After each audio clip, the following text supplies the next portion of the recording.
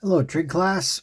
We are continuing with our lectures on the practice test for section 9.1, which is on the law of sines. We finished the first three, and in the last problem I did, I subtracted 40 and 74.6 from 180, and I got a number like 30.8, so I put it in my calculator wrong, but it's actually 65.4. So the answer to number 3 is 2, like I said it was, but I had one of the angles listed incorrectly. It's not 30.8, it's 65.4. All right, so we're still continuing with law of sines, and remind you what law of sines is. It says the ratio of the sine of an angle divided by the side length opposite that angle is a constant.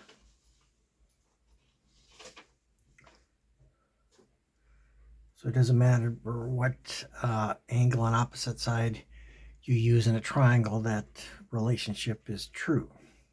All right.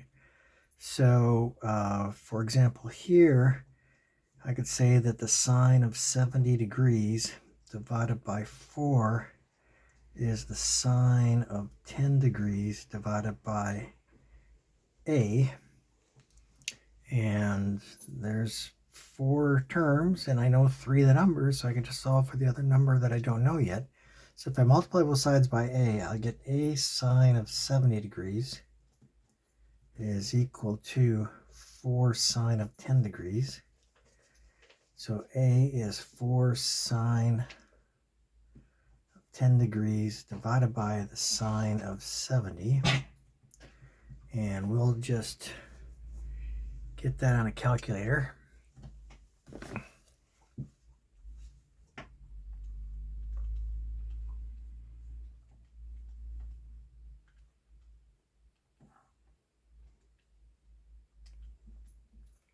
That's 0.74. If you round off to the nearest hundredth. It says solve the remaining angle and sides. So let's go get the other side too. The angle's easy because we already know 2 of the angles. So the other angle's got to be 180 minus each of those, which gives you 100 degrees. And then again, we can use the law of sines here to get the remaining side. The only one I don't know is side C, but I'll set it equal to sine of B divided by B again. So that's sine of 70 degrees divided by 4. So if you multiply both sides by C, you'll get 4 sine of 100 degrees is equal to C sine of 70 degrees. You multiply both sides by C and both sides by 4. So C is going to be the sine of 70 degrees. Take that back, the sine of 100 degrees times 4 divided by the sine of 70 degrees.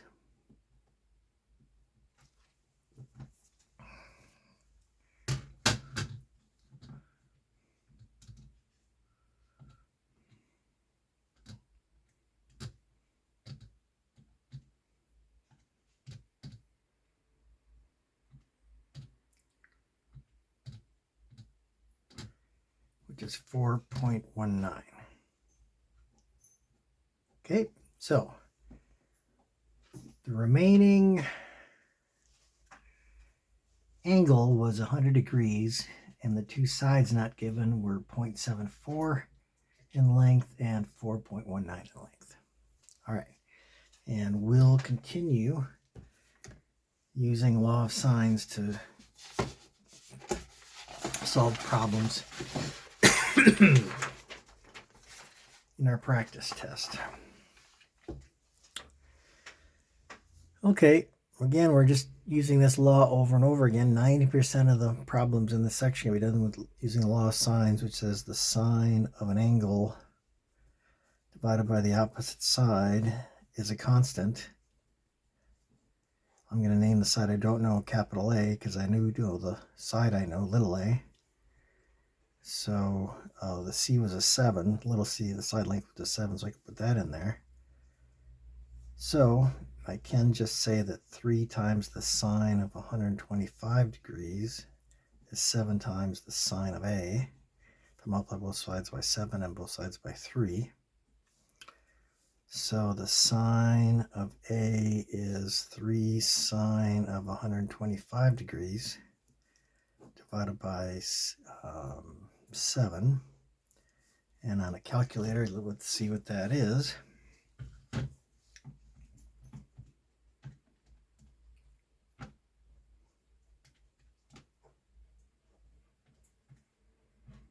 That's 0.351065.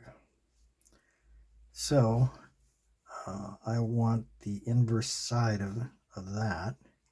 The inverse sine of 0.351065, which is on my calculator. That's the inverse sine button. Feed back the number. You get 20.55. So that's 20.55 degrees.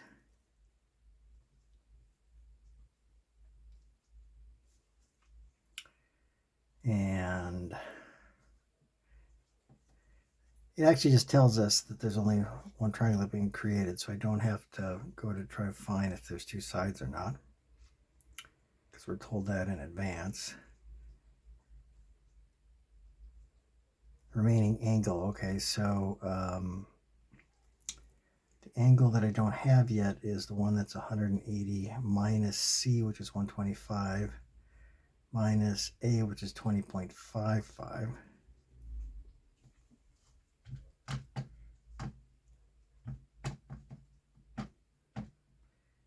And if you work out that in a calculator, that's 34.45.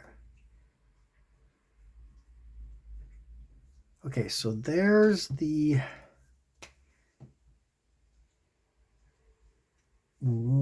there's the remaining angles, 20.55 and 34.45.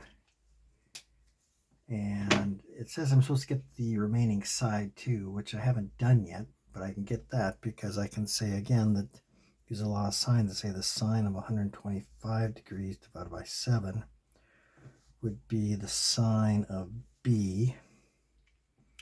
B is 34.45 degrees. And then the side that I don't know is little b, that's the name of it. So we could just multiply both sides by b, then b, the sine of 125 degrees, is equal to 7 times the sine of 34.45 degrees. So b would be 7 sine of 34.45 degrees divided by the sine of 125 degrees. And that, let's see what that is on a calculator.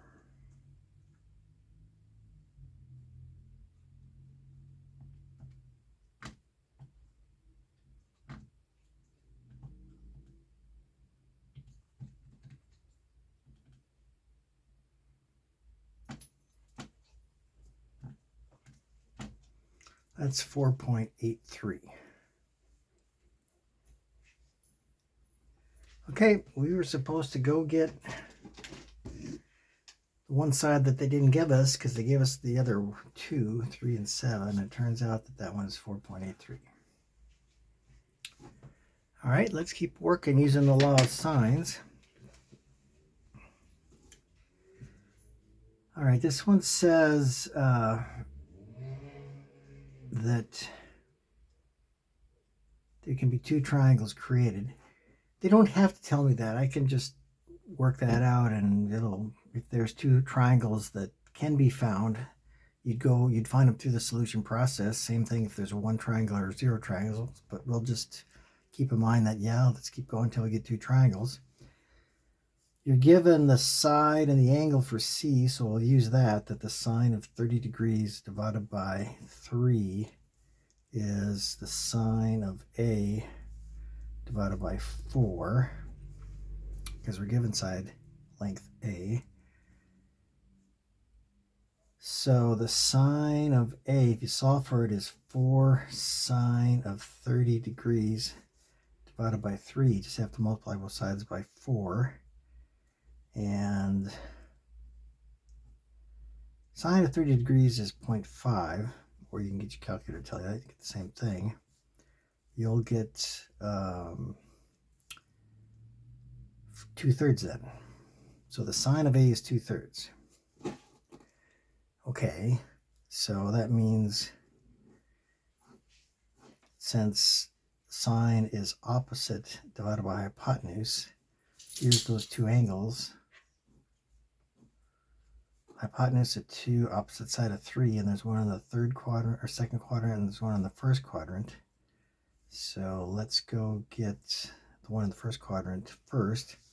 If the sine of A is 2/3, then my calculator will get it to me by just doing the inverse sine of 2/3. And according to my calculator, the inverse sine of 2/3 is 41.81.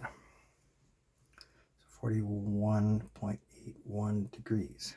Okay, so that's what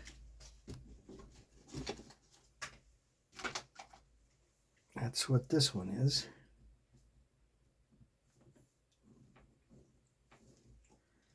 That has to make the same reference triangle because it's the same triangle, just in a different quadrant.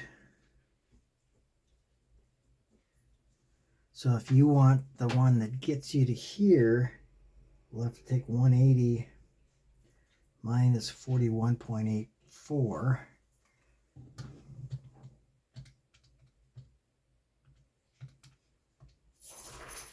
Which is 138.19. So A1 is, that's the first angle, 41.81 degrees. So A2 would be 180 minus this 41.81. And then on a calculator, that's 138.19, we said.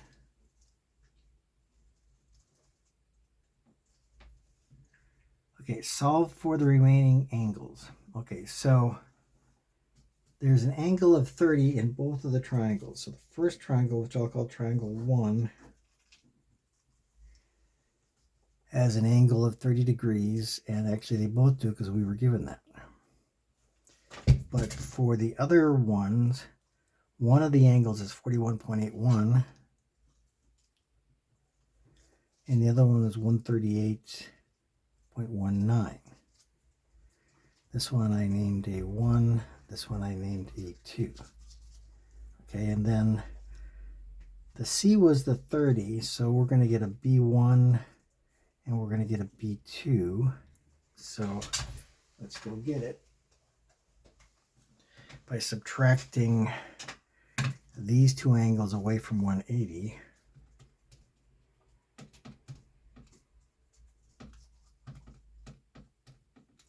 That's 108.19.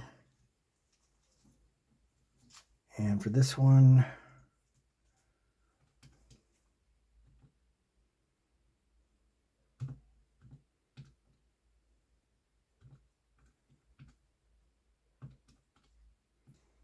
that's 11.81 degrees. Okay, so there's the two triangles. Solve the remaining angles in the side of the two triangles. Okay, so let's see. We have, the sides are given for each of them. So they each have an A side of 4. They each have a C side of 3. and we will solve for the b in the next video.